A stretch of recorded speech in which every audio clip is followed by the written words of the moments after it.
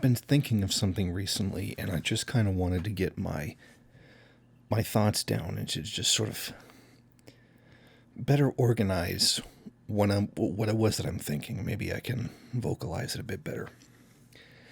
We know as Marxists that not just material conditions, but that the mode of production has been the more dominant role played in society in determining the social relations that occur as a result.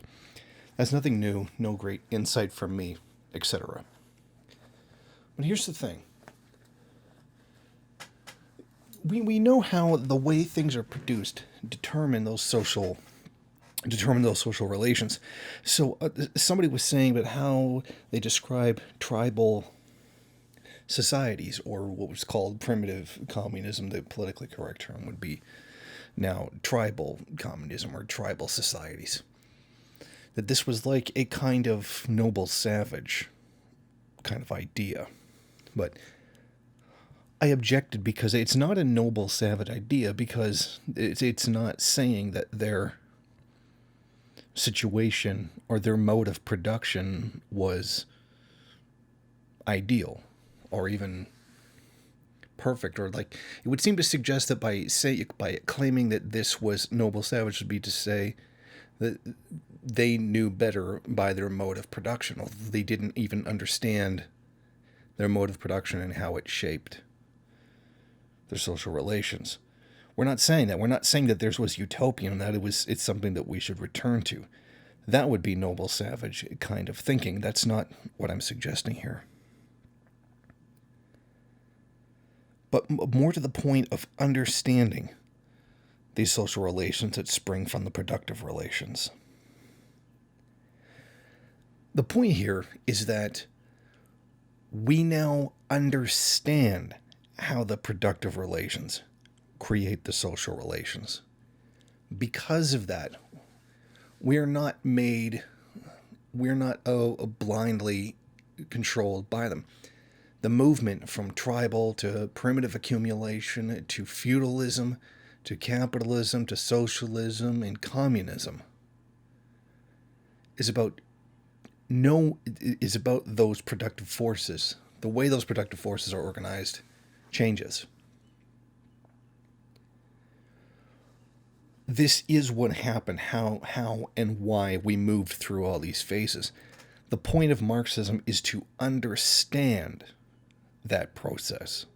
And because that process can be understood, what we can do is then use them deliberately as tools rather than simply being made blindly subjected to them and then following their whims. Now we can wield them as instruments themselves to create the best possible world. To which somebody accused me of, or rather Marxist, not me specifically, as wanting to do something that was utopian. Oh, you're looking for a utopian world. No, we're looking for a better one based on a scientific understanding of how societies are created. Let me put this in perspective. In the game The Evil Within 2, we find out that the evil shadowy group Mobius had a plan. And this is always the plan that tries to demonize anybody who tries to make a better world. Because you know how to say, oh, the road to hell is paved with good intentions, or, oh, everybody who tries to make the world a better place is secretly some kind of evil totalitarian trying to force people how to live. The same kind of message we could see in Demolition Man. Okay, yeah, well, they made a better world, but look how fascist it is, etc. And the moral that we're supposed to take from that is trying to create the best possible world is inherently flawed and fascist and against freedom. I mean, this is a common trope used by capitalism constantly throughout history in order to justify not moving on to a better system and only looking to reform the one that exists. But I digress. We look at The Evil Within 2 in the shadowy evil organization Mobius and their road to hell that they've paved out for mankind is by creating a matrix-like simulation where everybody lives in absolute happiness. Everybody is plugged into the machine and everybody lives in a small town. It's like literally a small town, and you go about your everyday life and in a you know borderline perfect absolute world, the small town life that everybody seeks out or everybody knows is the most peaceful and happy and has the least amount of stress, etc. The problem is that this is not what Marxism is arguing for. Marxist theory doesn't push this notion. We push the notion of creating the best that we can, giving the scientific principles of understanding society.